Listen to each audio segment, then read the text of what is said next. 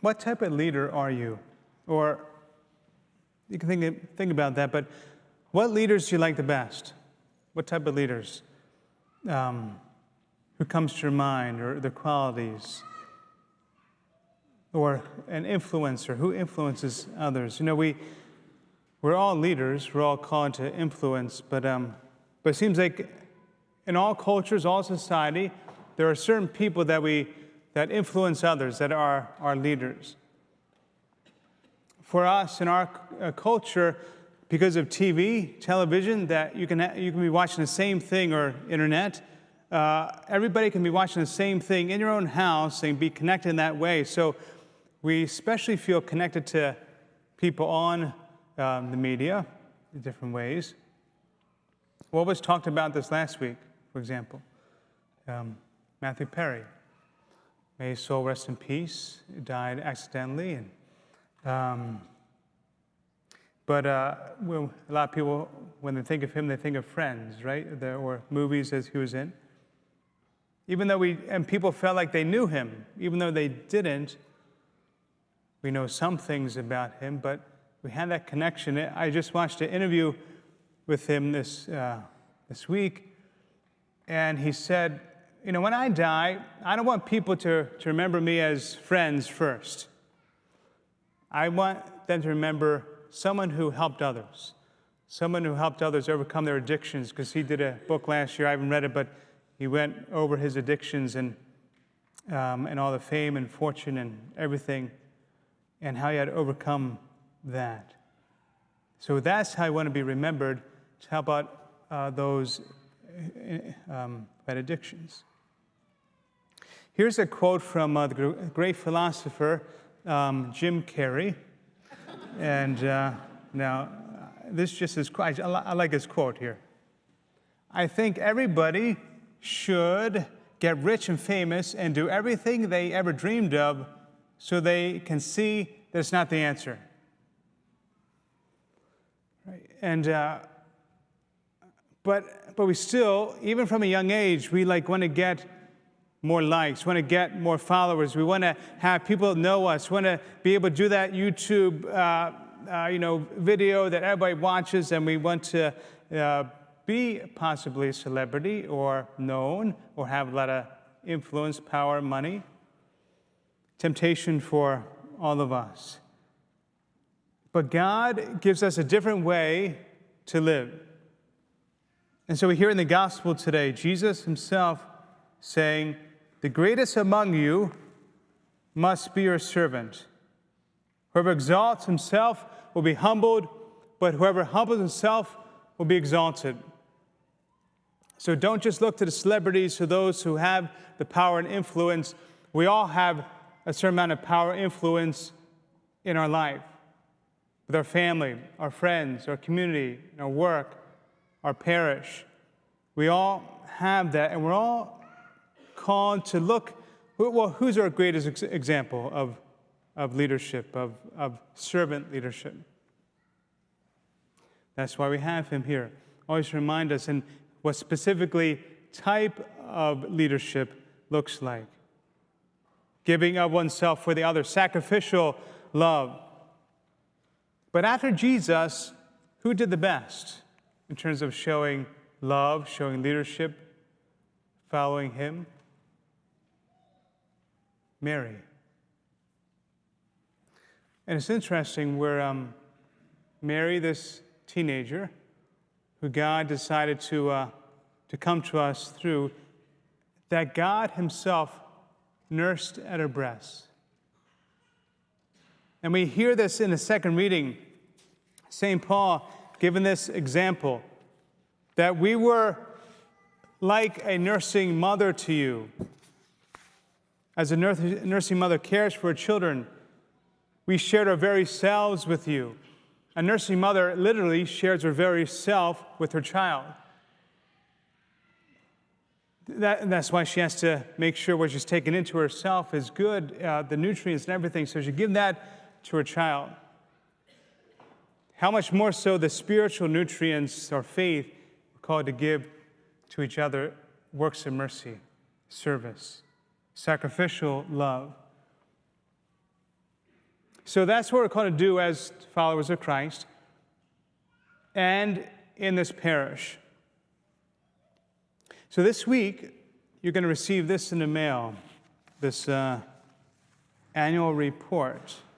And we, instead of just numbers, we give you the stories and the story behind what's going on. So this, my letter on the right and the back on the left.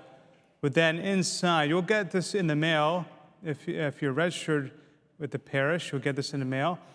And in the middle of it, you have all the different things that have happened, many of them, in the past year. We go from fiscal year is July 1st to June 30th, so ended this past July 1st.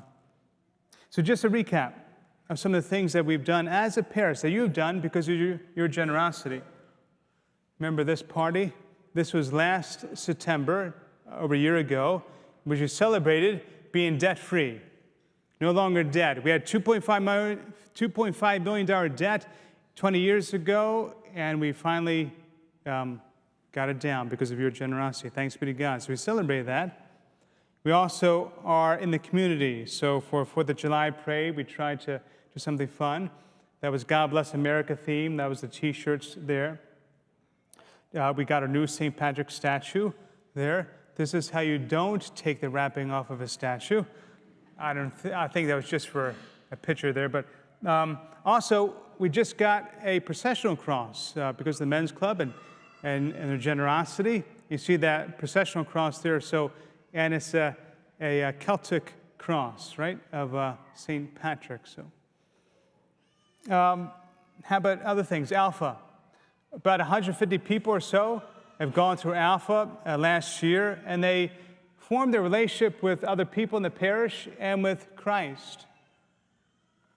How about for the sacraments? The main thing that we do to bring to the people Jesus himself. So in the Eucharist, First Holy Communion, baptism, of course, weddings, confirmation, all the sacraments, funerals to prepare people for eternal life. From the womb to the tomb. How about hand on the faith to our kids and to our families? Faith formation. In fact, we're having that today at 10:30. And here's a picture we found last year of the Duffy family. So we'll continue to pray for Cal on the left there, continued healing for Cal. We also support Catholic schools in the area and gave scholarships. And so that's in a special way for the Catholic schools and our families and for St. Mary's as well. For our young people in high school, the Steubenville Youth Conference, that's our group there on campus there. Standing up for the vulnerable, those in need, for the unborn and their mothers in Springfield. We'll do that again next year. Here's a refugee family from Congo. We helped them to be prepared for winter. They weren't ready for winter, so because of your generosity, they're totally prepared for winter. All these things that you see in the annual report was Finance Council went over, approved it. Parish Council was involved as well, and you. The reason why we're able to do all these things is because of your generosity, is because of your faith. Of course, number one, because of God's goodness toward us, the gifts that he has given to us. And so we know that we are just stewards of our life, of our time, talent, and treasure. And we're called to give back to God, to give to each other, give to those in need. And so next weekend is going to be Commitment Sunday. This is the one time during the year that I ask you to support your local church, your local parish. Because it's only you that will support the church here. Nobody else, not come from the government, not come from other charities. Only you will support this church. And I remember when I first started this process like 11 years ago, in which we've done this, and a little intimidating, right, to talk about money. And I've gotten a little bit better about it over the years, a little bit better. Gets a little bit easier because I know what we're doing with that money. We are fulfilling our vision. to transform lives in Christ, and we can see the actual fruits that are coming from that. In the end, it's not about money, but it's about trusting God. Do we trust God in all the areas of our life, including our finances? We, as Catholics, we don't believe in a prosperity gospel where some Christians will say, hey, if you give to somebody, you give to God, then you're automatically going to receive all this money back and all this stuff. No, you may get some, it may happen, but for the most part, the blessings will come in other ways. It's not about what we get in the end, it's about what we give. But when we give, we grow. Our capacity to love, to sacrifice grows. Just like that nursing mother, her capacity to love grows with her children. She gives of herself, and we're called to give of ourselves as well, even when it's tough, right? It's very tough for especially first-time mom, well, more than first-time moms, but when your baby is waking up and needs to be fed, middle of the night, doesn't matter if you're tired or awake or whatever, the baby needs to be fed. At times, the Lord calls us to sacrifice for Him and for each other and for the poor, whether we're feeling it or not. So, please remember these 4 principles I've talked about in the past years as you pray about next weekend for Commitment Sunday. If you've never given to a church before, maybe just give something. Just start with something there.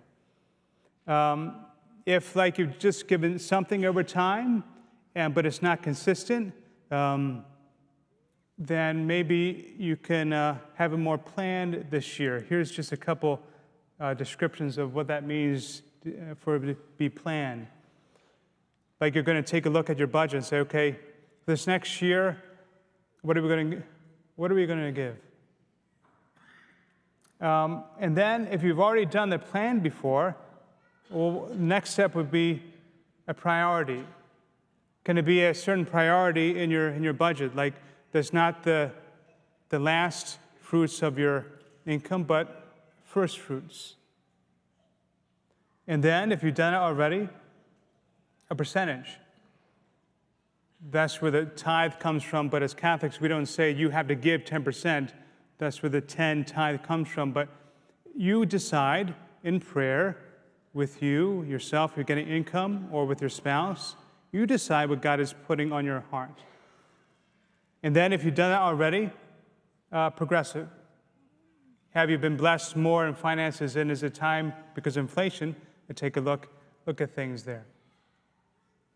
Plan, priority, percentage, and progressive.